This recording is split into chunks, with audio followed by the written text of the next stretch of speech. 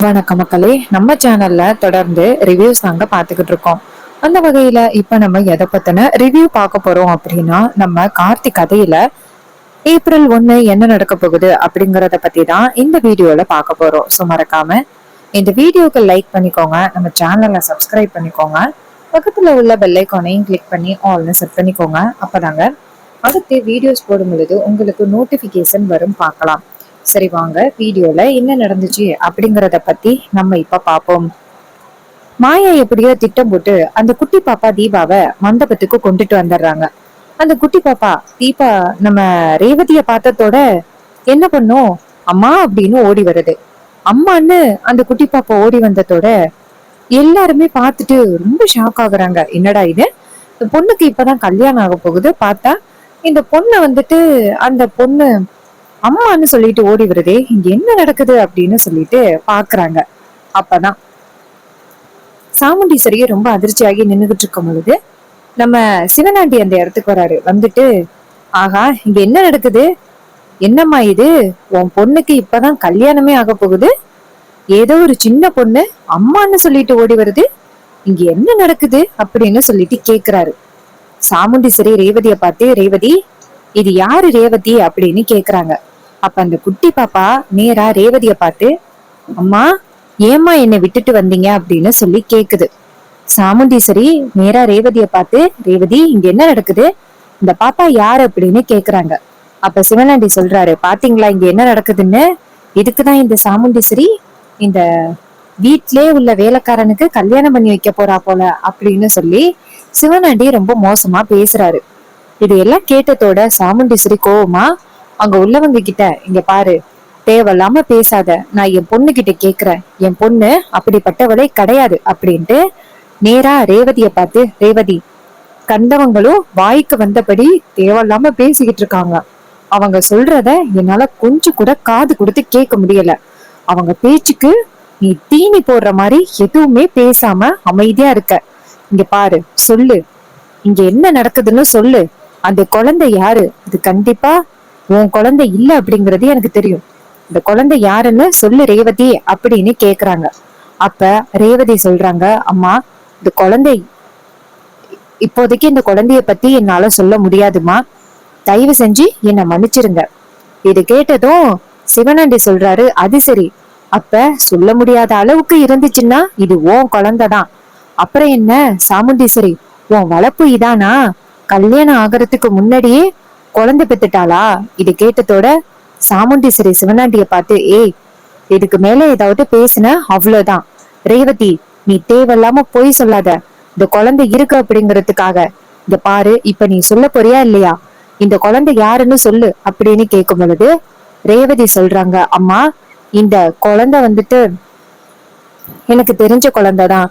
இது கேட்டதோட அந்த குழந்தை நேரா ரேவதிய பார்த்து, அம்மா, நீங்க தானம்மா எனக்கு அம்மா, வேற யாரும் எனக்கு அம்மா இல்ல இல்ல, நீங்க தானே என் அம்மா அப்படின்னு சொன்னதோட ரொம்ப ஷாக் ஆகுறாங்க நம்ம ரேவதி. அந்த இடத்துல அந்த குழந்தைக்கு ஆப்போசிட்டாவும் எதுவும் சொல்ல முடியல, அவங்க அம்மாவுக்கு ஆதரவாவும் எதுவும் சொல்ல முடியல. அப்பதான் கார்த்தி அந்த இடத்துக்கு வராரு. வந்துட்டு, இங்க பாருங்க, இந்த குழந்தை கண்டிப்பா ரேவதியோட குழந்தை இல்ல அப்படிங்கறது எங்க எல்லாருக்குமே தெரியும், சிவனாண்டி தேவையில்லாம பிரச்சனைய உண்டாக்குறான், இங்க பாருங்க, குழந்தை இருக்கும் பொழுது இந்த விஷயத்த பத்தி பேச வேணாம் அப்படின்ட்டு ராஜராஜாவை கூப்பிடுறாங்க. கூப்பிட்டு அந்த குழந்தைய அந்த இடத்துல இருந்து கொண்டுட்டு போக சொல்றாங்க. ராஜராஜாவும் அந்த குட்டி பாப்பாவை வெளியில தூக்கிட்டு போறாரு.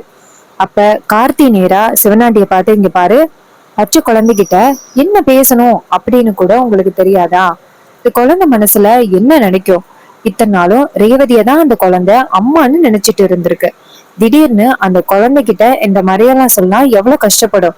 அப்பதான் சிவனாண்டி சொல்றாரு, ஆக அந்த ரேவதியோட பொண்ணு தானா? ஆர்த்தி சொல்றாரு, இங்க பாரு, கண்டிப்பா அது ரேவதியோட குழந்தை கிடையாது, ரேவதி, அந்த குழந்தை யாருடையது? ரேவதி சொல்றாங்க, இங்க பாரு டிரைவர் ராஜா, நீ கேக்குறதுக்கெல்லாம் நான் பதில் சொல்ல முடியாது, நான் அம்மா கிட்ட பதில் சொல்லிக்கிறேன் அப்படின்னு நேரா சாமுண்டீஸ்வரியை பார்த்து, அம்மா, இந்த குழந்தை என்னோட குழந்தை இல்லம்மா, கொஞ்சம் வருஷத்துக்கு முன்னாடி ஒரு விபத்தாகிருச்சு, அப்ப இந்த குழந்தைய அவங்க அம்மா அப்பா பிரிஞ்சுட்டாங்க, அதனால இந்த குழந்தைய கொண்டு போய் ஆசிரமத்துல வளர்த்தேன், அந்த குழந்தை என்னையதான் அம்மான்னு கூப்பிட்டுக்கிட்டு இருக்குமா, இந்த குழந்தைகிட்ட நேரடியா என்னால எப்படி சொல்ல முடியும் நான் உன் அம்மா இல்லைன்னு, அதனாலதாம்மா நான் இத்தனை நாளும் யாருக்கிட்டையும் சொல்லாம இருந்தேன். அப்ப சிவனாண்டி கை தட்டுறாரு. அது சரி, ரொம்ப சூப்பரா எப்படி நாடகத்தை கொண்டுட்டு வரீங்க பாத்தீங்களா? இது குழந்தை உன் குழந்தை இல்லைன்னா எதுக்கு நீ வீட்டுல வச்சு வளர்த்துக்கிட்டு இருக்கிற? யாருக்கும் தெரியாம ஆசிரமத்துல வச்சு வளர்த்துக்கிட்டு இருக்க. இந்த குழந்தை உன்னோடது இல்லைன்னா யாருக்கிட்டையாவது குடுத்துட்டு வரலாம்ல. அப்பதான் சாமுண்டீஸ்வரர் சொல்றாங்க, ரேவதி, அது உன் குழந்தை இல்லைன்னா நீ வச்சுக்க வேண்டிய அவசியமே இல்ல. அந்த குழந்தைய நீ கொண்டு போய் ஆசிரமத்துல விட்டுரு. இது உன் லைஃப்க்கு ரொம்ப பாதிப்பு கொடுக்கும். சிவனாண்டி சொல்றாரு, சாமுண்டீஸ்வரி, எப்படி அவ கொண்டு போய் விடுவா? ஏன்னா அவ அது பெத்து வளர்த்த பிள்ளை இல்ல. சாமுண்டீஸ்வரி சிவனாண்டிய பார்த்து, ஏய் சிவனாண்டி, தேவையில்லாம பேசாத. என் பொண்ணு அப்படிப்பட்டவ கிடையாது. சிவனாண்டி சொல்றாரு, அப்படிப்பட்டவ இல்லைன்னா அந்த குழந்தைய எதுக்கு அவ மறைச்சு வச்சிருக்கணும்? சொல்லிருக்கலாம்ல. இத்தனை நாளும் மறைச்சு வச்சிருந்தான்னா அதுல ஏதோ ஒரு காரணம் இருக்கு அப்படின்னு தானே அர்த்தம். அப்ப சாமுண்டீஸ்வரி ரேவதிய பார்த்து, ரேவதி பாத்தியா, கண்டவனெல்லாம் எப்படி பேசுறான்னு இங்க பாரு. நீ இந்த குழந்தைய கொண்டு போய் ஆசிரமத்துல விட்டுரு. இந்த குழந்தைக்கு எவ்வளவு செலவு வருதோ எல்லாத்தையுமே நம்ம பாத்துக்கலாம். ஆனா இந்த குழந்தை கண்டிப்பா வீட்டுக்கு வரக்கூடாது. அப்ப ரேவதி சொல்றாங்க, இல்லம்மா, இந்த குழந்தை என் கூட தான் இருக்கும். கல்யாணம் ஆன பிறகு இந்த குழந்தைய என் கூடயே வச்சுக்கணும் அப்படின்னு நினைச்சேன். திடீர்னு இந்த குழந்தைய கொண்டு போய் விட்டுட்டு வா அப்படின்னு சொன்னா என்னால முடியாது. இந்த குழந்தை என் கூட தான் இருக்கும், இதுல எந்தவித மாற்றமும் இல்ல அப்படின்னு சொல்லிட்டு ரொம்ப ஸ்ட்ராங்கா நம்ம ரேவதி பேசுறாங்க. இது எல்லாம் கேட்டதோட கார்த்தி சொல்றாரு, மேடம் நான் சொல்றேன்னு என்ன தப்பா நினைச்சுக்காதீங்க. இந்த குழந்தை இருக்கிறதுனால என்ன பிரச்சனை? அப்ப சிவனாண்டி சொல்றாரு, ஆக இது டிரைவரோட குழந்தை கூட போல. அப்ப சாமுண்டீஸ்வரி சிவனாண்டிய பார்த்து, இதுக்கு மேல ஒரு வார்த்தை பேசினா அவ்வளவுதான் அப்படின்னு சொல்லி பேசுறாங்க. அப்ப சந்திரா இங்க இருந்து வந்துட்டு, ரேவதி, என்ன காரியண்டி பண்ணி வச்சிருக்க? இந்த குழந்தை உன்னோடது இல்லைன்னு தெரியுது, அப்புறம் எதுக்கு நீ வளர்த்துக்கிட்டு இருக்க? குழந்தைய கொண்டு போய் ஆசிரமத்துல விட்டுரு. ஊர் உலகம் என்ன பேசும்? நீ தேவையில்லாம இந்த பிரச்சனையை உண்டாக்கிட்டு இருக்க. அப்ப சாமுண்டீஸ்வரி சொல்றாங்க, இங்க பாருங்க, அந்த குழந்தைய கொண்டு போய் நான் இப்பவே ஆசிரமத்துல விட்டுறேன். ரேவதி, உன் அம்மா பேச்ச மீறினீன்னா அவ்வளவுதான் அப்படின்னு சொல்ல, ரேவதி வந்துட்டு சாமுண்டீஸ்வரிய கன்வின்ஸ் பண்ண பாக்குறாங்க. ஆனா சாமுண்டீஸ்வரி வந்து பிடிவாதமா இருக்காங்க. தேவையில்லாத குழந்தையெல்லாம் கொண்டாந்து வீட்டுக்குள்ள வச்சு வளர்த்துக்கிட்டு இருக்க கூடாது அப்படின்னு சாமுண்டீஸ்வரி கோவப்படுறாங்க. அப்ப என்ன நடக்குதுன்னா, நேரா சாமுண்டீஸ்வரி மயில் வாகனத்தை கூப்பிடுறாங்க. மயில் வாகனம் அந்த இடத்துக்கு வந்ததோட சாமுண்டீஸ்வரி அந்த குழந்தைய கூப்பிட சொல்ல, அந்த குழந்தை இங்க இருந்து வருது. வந்ததோட ரேவதிய பார்த்துட்டு அம்மா அப்படின்னு சொல்லிட்டு ஓடி போய் கட்டி பிடிக்குது. சாமுண்டீஸ்வரி ரேவதி கிட்ட, இங்க பாரு ரேவதி, இந்த குழந்தைய கொண்டு போய் ஆசிரமத்துல விட்டுட்டு வந்துரு. இது உன் லைஃபுக்கு ரொம்ப பெரிய பாதிப்பை ஏற்படுத்தி கொடு. ஏன் இப்படி பொறுப்பு இல்லாம பேசுற? உன் லைஃப் நல்லா இருக்கணும் அப்படிங்கறதுக்காக தானே இத்தனை நாளும் நாங்க எல்லாரும் சேர்ந்து போராடிட்டு இருக்கோம். நீ கொஞ்சம் கூட யோசனையே இல்லாம இப்படிப்பட்ட ஒரு காரியத்தை பண்ற.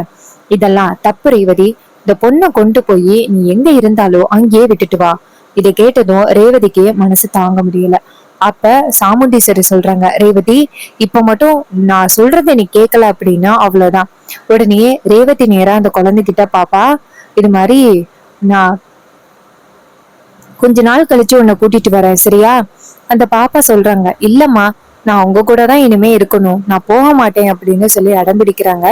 அப்ப சாமுண்டீஸ்வரி மயில் வாகனத்தை பார்த்து, மாப்பிள்ள, இந்த குழந்தைய தூக்கிட்டு போங்க அப்படின்னு சொன்னதோட மயில் வாகனம் அந்த குழந்தைய தூக்குறாரு. தூக்கிட்டு போகும்போது அந்த பாப்பா அழுகுது, அம்மா அம்மான்னு. ரேவதி வந்துட்டு ரொம்ப மனசு உடைஞ்சு போய் நிக்கிறாங்க. சாமுண்டீஸ்வரி ரேவதிய பார்த்து, இங்க பாரு, இது உன் நல்ல லைஃப்காக தான் சொல்றேன். தேவையில்லாம மத்த பிள்ளைங்களையெல்லாம் வீட்டுல கொண்டாந்து வச்சு வளர்க்குற வேலை வச்சுக்காத. இது உன் லைஃபுக்கு ரொம்ப பெரிய ஆபத்து. அப்ப ரேவதி வந்துட்டு அவங்க அம்மாட்ட, அம்மா, நான் தீபா இல்லாம என்னால இருக்க முடியாது அப்படின்னு சொன்னதோட சாமுண்டீஸ்வரி சொல்றாங்க, இங்க பாரு, அந்த குழந்தையும் கொண்டாந்து வீட்டுல வளர்க்குற வேலை வச்சுக்காத அப்படின்னு சொல்லி பேசுறாங்க. இது கேட்டதோட ரேவதிக்கு மனசு வலி தாங்க முடியல. அப்ப கார்த்தி சாமுண்டீஸ்வரி கிட்ட, மேடம், நீங்க கொஞ்சம் அவசரப்படுறீங்க. இந்த குழந்தை தான் தீபாவோடது இல்ல, ஆனா இத்தனை நாளும் இந்த குழந்தை ஆஹ் ரேவதியை தான் அம்மான்னு நினைச்சிட்டு இருந்திருக்காங்க. திடீர்னு அவங்கள இந்த இடத்த விட்டு போ, இனிமே இந்த குழந்தைய பார்க்க கூடாது அப்படின்னு சொன்னா ரொம்ப கவலைப்படுவாங்கல்ல. மேடம், கொஞ்ச நாள் மட்டும் விட்டு பிடிங்களேன். அதுக்கு சாமுண்டீஸ்வரி சொல்றாங்க, இங்க பாரு டிரைவர் ராஜா, அது உங்க லைஃபுக்கு ரொம்ப பெரிய பிரச்சனையை கொண்டுட்டு வரும். நான் சொல்றத தயவு செஞ்சு கேட்டுட்டு அமைதியா இருங்க. இது கேட்டதோட கார்த்திக்கு எதுவுமே சொல்ல முடியல. அப்புறமா கல்யாணம் நடக்குது. ரேவதி ரொம்ப கவலையோட இருக்காங்க இந்த குழந்தைய நினைச்சு. அதுக்கப்புறம் கல்யாணம் முடிஞ்சதோட எல்லாரும் வீட்டுக்கு கிளம்புறாங்க. கார்த்தி நேரா சாமுண்டீஸ்வரியை பார்த்து, மேடம் நீங்க போங்க நான் வரேன் அப்படின்னு சொன்னதோட சாமுண்டீஸ்வரி நேரா வீட்டுக்கு போறாங்க. அங்க போனதோட வீட்டுக்கு போனதோட சந்திரா நேரா சாமுண்டீஸ்வரி கிட்ட, அக்கா இத்தனை நாளும் ரேவதி வந்துட்டு ரொம்ப நல்ல பொண்ணு அப்படின்னு நம்ம நினைச்சுக்கிட்டு இருந்தோம். ஆனா அவ இப்படி பண்ணுவா அப்படின்னு நான் கொஞ்சம் கூட எதிர்பார்க்கவே இல்லை. இப்படி எல்லாம் நம்ம கிட்ட எவ்வளவு பெரிய விஷயத்த மறைச்சிருக்கா. மண்டபத்துல அத்தனை பேரும் எப்படி கேள்வி கேட்டாங்க. அது ரேவதியோட பொண்ணு அப்படின்னு சொல்லி கேட்டபோது, உங்க குடும்ப மானமே போயிட்டு தெரியுமா, இனிமே உன் குடும்ப மானத்தை காப்பாத்தவே முடியாது. இது எல்லாத்துக்கும் காரணம் இந்த ரேவதி தான். ரேவதி ஏன் தான் இப்படி பண்றாலோ தெரியலக்கா. இப்படி எல்லாம் ரேவதி பண்ணுவான்னு நான் எதிர்பார்க்கவே இல்லை அப்படின்னு ரேவதியை பத்தி சொல்லிக்கிட்டு இருக்காங்க. அப்பதான் ராஜராஜா வராரு. ராஜராஜா சாமுண்டீஸ்வரியை பார்த்து, இங்க பாரு சாமுண்டீஸ்வரி, உன் பொண்ணை பத்தி உனக்கு தெரியாதா? உன் பொண்ணு என்னைக்காவது இந்த மாதிரி தப்பு பண்ணிருக்காளா? அவ உன் வளர்ப்பு சாமுண்டீஸ்வரி என்னைக்குமே இந்த மாதிரி எல்லாம் நடந்துக்க மாட்டா. அவ வேற ஏதோ ஒரு விஷயத்துக்காக தான் அந்த குழந்தைய வளர்த்துக்கிட்டு இருக்கா அப்படிங்கறது உனக்கு நல்லாவே தெரியுது. பாவம், அது பச்சை குழந்தை. ஏதோ ஒரு விபத்துல அவங்க அம்மா அப்பாவை இழந்துருச்சு. வேற வழி இல்லாம தான் ரேவதி அந்த குழந்தைய வளர்த்துக்கிட்டு இருக்கா. இந்த குழந்தை இப்ப அவளை அம்மான்னு கூப்பிடுது. இதுல என்ன தப்பு இருக்கு? அதான் கல்யாணம் ஆகிருச்சுல்ல, மாப்பிள்ளை கண்டிப்பா ரேவதியோட முடிவுக்கு எதிர்ப்பு சொல்ல மாட்டாரு. ஏன்னா டிரைவர் ராஜா ரொம்ப நல்ல பையன், கண்டிப்பா அவரு எதிர்ப்பு சொல்ல மாட்டாரு அப்படின்னு எனக்கு நம்பிக்கை இருக்கு. இங்க பாரு, இன்னும் நீ பிடிவாதமா இருக்க போறியா? இந்த குழந்தை பாவம்ல. அப்பதான் சாமுண்டீஸ்வரி சொல்றாங்க, என்னங்க நீங்க சொல்றது சரிதான், அந்த பச்சை குழந்தைக்கு என்ன தெரியும்? ஆனா ஊர் உலகம் கண்டபடி பேச ஆரம்பிச்சுட்டு பாத்தீங்களா? மண்டபத்திலே எல்லாரும் அப்படி பேசும் பொழுது எனக்கு மனசு உடைஞ்சு போயிட்டு தெரியுமா? எல்லாருமே ரேவதியோட கேரக்டரை தப்பா பேசும் பொழுது எனக்கு எவ்வளவு கஷ்டமா இருந்துச்சு தெரியுமா? ரேவதி ஒரு வார்த்தை சொல்லலாம்ல, எதுவுமே சொல்லாம அமைதியா இருக்கா. அப்ப எல்லாரும் என்ன நினைப்பாங்க? அது ரேவதியோட குழந்தை அப்படின்னு தானே நினைப்பாங்க. அதனாலதான் நான் ரேவதிய எப்படியாவது நல்ல லைஃபுக்கு கொண்டுட்டு போகணும் அப்படிங்கறதுக்காக தான் இந்த குழந்தைய அந்த இடத்துல இருந்து கொண்டுட்டு போக சொன்னேன். ஒன்னும் பிரச்சனை இல்ல. அந்த குழந்தைதான் இப்ப ஆசிரமத்துக்கு போயிட்டால. ஆசிரமத்துல அந்த குழந்தைக்கு என்னெல்லாம் செலவு பண்ணணுமோ என்ன பண்ணணுமோ எல்லாத்தையுமே நம்மளே பண்ணுவோம். இதுல என்ன இருக்கு? ராஜராஜா கேக்குறாரு. இங்க பாரு சாமுண்டீஸ்வரி, செலவு பண்றதும் அன்பா பாத்துக்கிறதும் ஒன்னாகிருமா? காசை கொடுத்து எல்லாத்தையும் சரி பண்ண முடியாது சாமுண்டீஸ்வரி. சாமுண்டீஸ்வரி சொல்றாங்க, இங்க பாருங்க, ரேவதியோட லைஃபுக்கு அந்த குழந்தை ரொம்ப பெரிய தடங்களா இருக்கும். அதனால இந்த குழந்தை மறுபடியும் வீட்டுக்குள்ள வரக்கூடாது. அந்த குழந்தைக்காக யாரும் சப்போர்ட் பண்ணக்கூடாது அப்படின்னு சொல்லிட்டு சாமுண்டீஸ்வரி ரொம்ப ஸ்ட்ரிக்டா பேசுறாங்க. இன்னொரு பக்கம் ரேவதியும் கார்த்தியும் ஒரு கார்ல வந்துகிட்டு இருக்கும் பொழுது கார்த்தி வேற பக்கமா காரை கொண்டு போறாரு. ரேவதி கேக்குறாங்க, இப்ப நீ எங்க போற? கார்த்தி சொல்றாரு, ஒரு முக்கியமான இடத்துக்கு தான் போறேன் அப்படின்ட்டு நேரா ஆசிரமத்துக்கு போறாரு.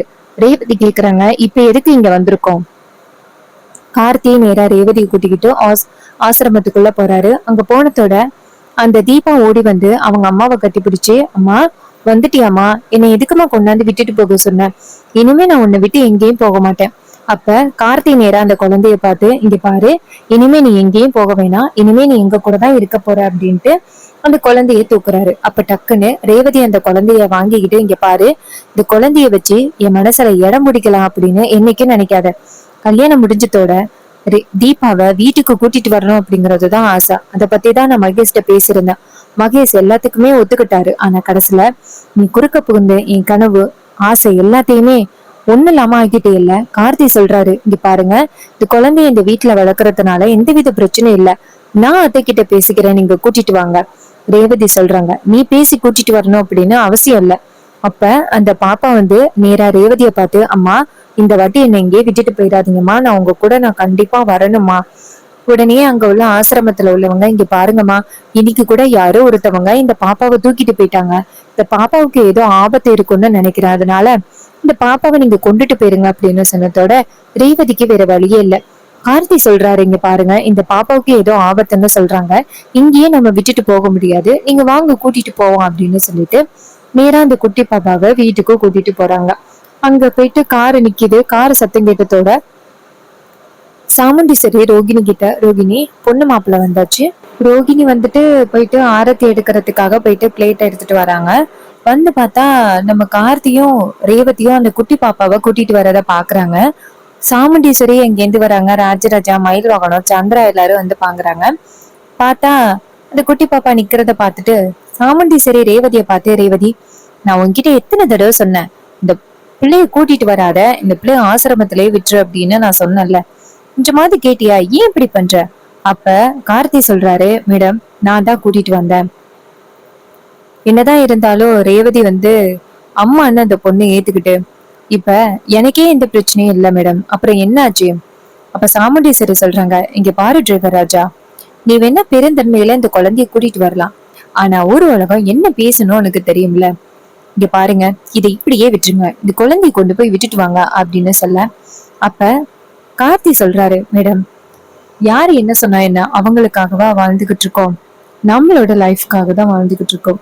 சோ நீங்க இத பத்தியெல்லாம் நீங்க கவலைப்பட வேண்டாம், நான் பாத்துக்கிறேன் இந்த குழந்தைய அப்படின்னு சொன்னதோட சந்திர நேரா ரேவதியை பார்த்து, ரேவதி நீ இப்படிப்பட்ட ஒரு பொண்ணா இருப்ப அப்படின்னு நான் எதிர்பார்க்கவே இல்லை. என்ன ரேவதி இதெல்லாம்? கார்த்தி சந்திராவை பார்த்து, இங்க பாருங்க, இது அவங்களோட முடிவு. அவங்களோட லைஃப்ல என்ன முடிவு எடுக்கணுமோ அதுக்கு முழு உரிமை இருக்கு. நீங்க தேவையில்லாம ரேவதிய ஃபோர்ஸ் பண்ணாதீங்க. இது கேட்டதும் சந்திரா அதிர்ச்சி ஆகுறாங்க. வந்ததோட வேலையை காமிச்சிட்டானே, இத்தனை நாளும் டிரைவரா இருந்தான், அப்பவே நம்மள அதட்டி பேசுவான். இப்ப இவன் இந்த வீட்டோட மாப்பிள்ளையாகிட்டான்.